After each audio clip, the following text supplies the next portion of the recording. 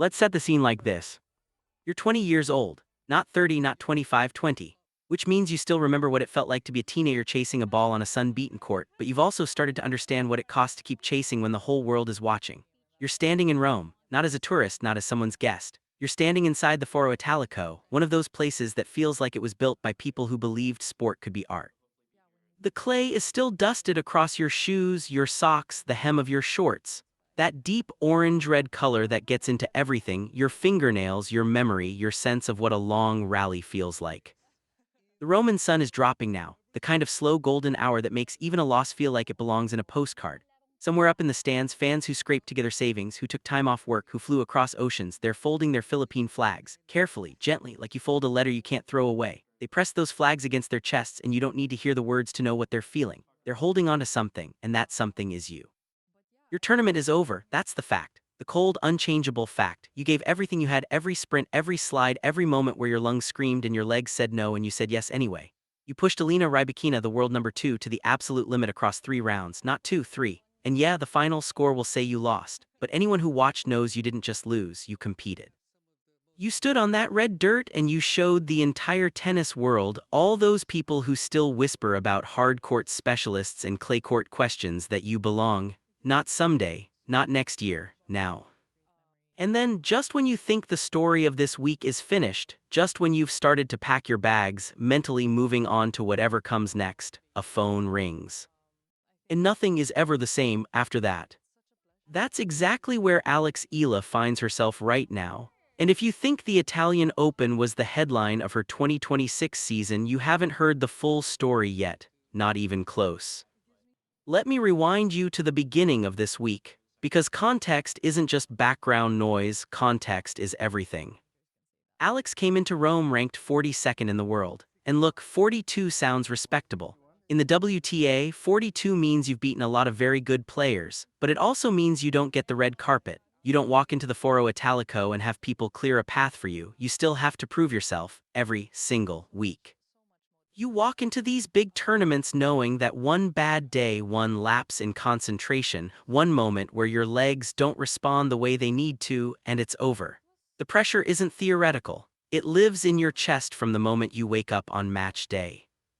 And clay, oh clay, clay has always been the surface that makes people ask questions about players who grew up on hard courts. It's slower, the ball kicks up higher, rallies stretch out like conversations you didn't expect to have. Your feet slide in ways that can feel either like dancing or like falling, and there's very little in between. Alex had prepared, but preparation and certainty are two different things. Her first match in Rome told us everything. She drew Wang Xinyu, the 31st seed. And if you remember what happened between these two in Auckland earlier that year, you know this wasn't just another first-round match. That loss in Auckland had stayed with Alex. You could hear it in her interviews afterward, not bitterness exactly, more like a quiet promise she made to herself, the kind of defeat that doesn't disappear from your memory. It sits there, patient, waiting. Avenging a loss like that on clay against a seeded opponent in a premier mandatory tournament, that's not a small thing, that's a statement. And she made it, straight sets, controlled, composed, precise. And the Philippine fans inside the Foro Italico, because yes, they were there, they're always there, erupted. The chant of Lab and Alex bounced off walls that have heard champions celebrate for decades. There's something genuinely moving about watching a diaspora find its hero in real time. These aren't manufactured fan sections. These are real people. Many of them are overseas Filipino workers, OFWs, who save for months, who coordinate flights and time off and cheap accommodations just to stand in a stadium and cheer for someone who makes them feel seen. That's not marketing. That's love. Pure, uncomplicated, let me spend my hard-earned money to yell your name, love.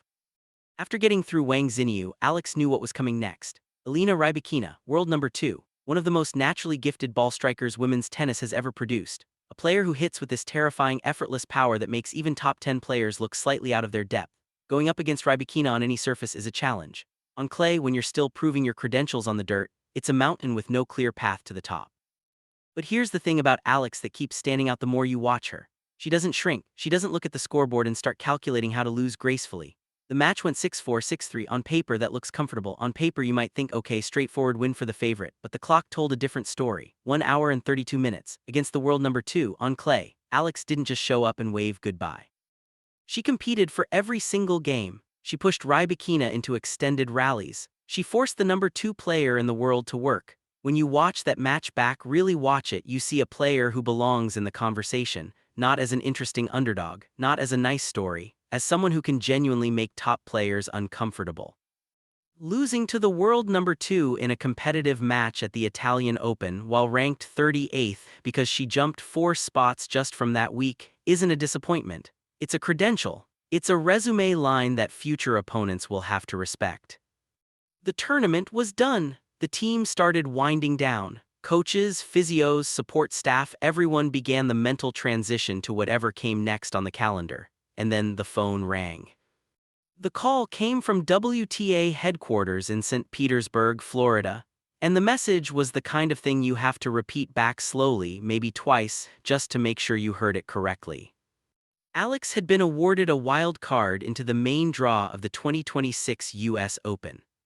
Read that again, not a qualifying wild card, not a smaller event, not a 250 tournament that most people watch with half their attention. The United States Open, the final Grand Slam of the calendar year, Flushing Meadows, New York City, the biggest tennis stadium in the world. The room went quiet, and honestly that silence makes perfect sense, because here's the thing about US Open wildcards that you need to understand. The WTA doesn't just hand these out like party favors. Wildcards into Grand Slam main draws are among the most valuable things the governing body can give a player. They represent direct entry. That means Alex won't have to grind through 3 brutal qualifying rounds just to earn her place in the first round. She arrives fresh. She arrives with a full week to prepare, to practice on the hard courts, to study the draw, to get her body right. While other players outside the top 100 are sweating through qualifier matches in late August New York humidity, Alex will already be settled into her routine, her housing, her rhythm. That advantage is enormous, and the WTA just handed it to her.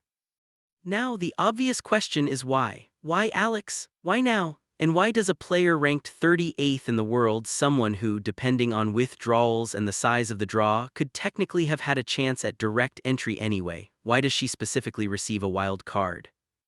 The answer is layered, and it's worth unpacking carefully because it tells you something important about where the sport is right now and where Alex fits inside it.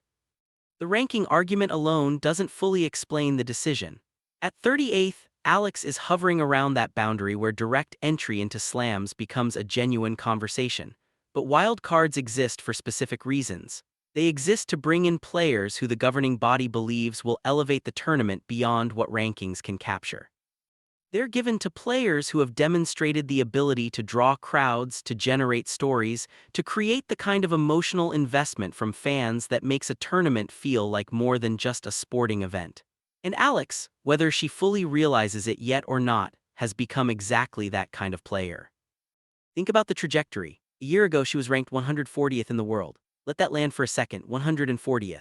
In about 14 months she has climbed more than 100 spots in the WTA rankings. That's not gradual, quiet progress, that's acceleration. Along the way she's beat top 10 players. She reached the semifinals of the Miami Open in 2025, the kind of run that made casual tennis fans stop scrolling and pay attention.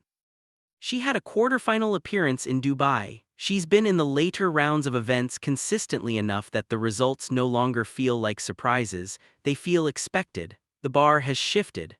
When Alex makes a quarterfinal now, it doesn't feel like an upset, it feels like she belongs there.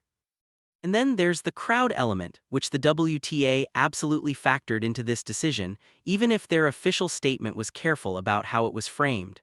Because you don't fill the Foro Italico with Philippine flags and create the kind of atmosphere Rome witnessed this week without the sport's governing body noticing. Those images circulated everywhere. The chants, the tears, the fans who traveled on tight budgets from across Europe just to stand in that stadium for someone who represents something bigger than tennis. The WTA watches this and understands that Alex isn't just accumulating ranking points. She's building a movement. She's creating a connection between a sport and a community that wasn't fully invested in it before. That has commercial value, yes, but more than that, it has emotional value. And the US Open is a place that understands the power of a story. New York lives for narratives. The city embraces athletes who carry the weight of something larger than their individual results, and Alex carries the hopes of a country that has been hungry for a player to believe in at this level for a very long time. The WTA's own statement said they had been watching her progress closely. They mentioned her performance in Rome, specifically defeating a top 35 player and pushing the world number 2. They talked about her capturing the hearts of fans around the world. That last part isn't filler language. That's the organization acknowledging that Alex's impact extends beyond what any ranking system can measure. She draws people in, she makes people care. And the US Open, which has a long tradition of celebrating players who connect with crowds in that specific, electric way, is exactly the right stage for this next chapter. Now let's talk about what this actually means for Alex going forward, because the wild card is the headline, but the summer schedule leading up to it is where the real work happens. Before New York, Alex is committed to the grass court season, and that in itself is a fascinating challenge. The Birmingham Open is already on her calendar, which positions her nicely for Wimbledon preparation. Grass is genuinely different from everything else. The ball stays low. The points are shorter, sharper. Your approach to serving and returning shifts significantly. The way you move, the angles you chase, the decisions you make in half a second under pressure, all of it requires adjustment. Clay teaches patience. Grass rewards aggression and precision simultaneously. It's a surface where a match can flip in the space of 2 games if momentum shifts. Surviving on grass as a baseline player requires tactical intelligence alongside physical preparation. Alex has shown she can adapt. That's actually one of the more underrated parts of her game at this stage. She doesn't just rely on one pattern. She finds ways to compete on different surfaces against different opponents who play different styles. Her win over Wang Xinyu on clay in Rome was tactically mature. She didn't try to outhit a clay court specialist on their best surface. She constructed points intelligently, used her movement, and converted when opportunities appeared. That kind of adaptability will serve her well in Birmingham and at Wimbledon. Her second Grand Slam appearance of 2026 will come after an opening round exit at the Australian Open earlier that year. And that loss stung. You could sense it in how Alex approached Rome. There was a sharpness to her that week, an edge, a feeling of someone who had something to prove, not to the critics, to herself. Players who are motivated by internal standards rather than external validation tend to find another gear when the environment demands it. And the grass and hardcourt swing ahead is going to demand exactly that. And then there's the US Open itself. Hard courts, New York, the tournament where Alex has historically felt most at home. The Miami semifinal run was on hard courts. Dubai was on hard courts. Her biggest wins against top players have come on the surface where the ball moves through the court the way her game is built to handle. There's a comfort level there that you can see when you watch her move on hard courts compared to clay. Her footwork is more natural, her shot selection more instinctive.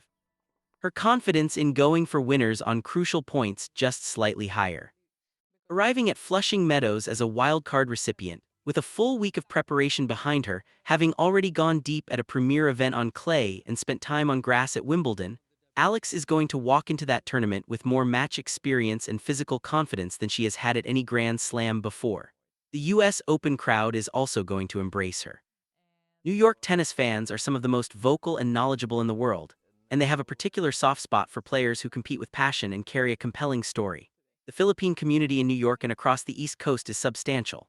When the word gets out that Alex has a wild card into the main draw, the organization of support will begin immediately. We've already seen what happens when that community mobilizes inside a tennis stadium. Imagine what it looks like inside Arthur Ashe, the biggest tennis stadium on the planet. That thought alone should send a little electricity through you if you've been following this journey. There's a version of this story where Alex goes to New York, plays 3 or 4 rounds, makes some noise, loses to a top seed, and leaves with a significantly improved ranking and valuable experience. That's a good outcome. A solid, respectable, quietly successful outcome that builds toward future Grand Slams. But there's another version of this story, and it's the one that the wild card and everything that led to it quietly suggests might be possible. Because players who are on upward trajectories, who have been beating top opponents consistently, who are arriving at their best surface with momentum and preparation and a crowd behind them, those players sometimes do something unexpected in New York. The US Open has a history of pre-storylines that turn into post-legends, and Alex Eala just got handed a key to that history. What she does with it, that's the next chapter, and we get to watch it unfold.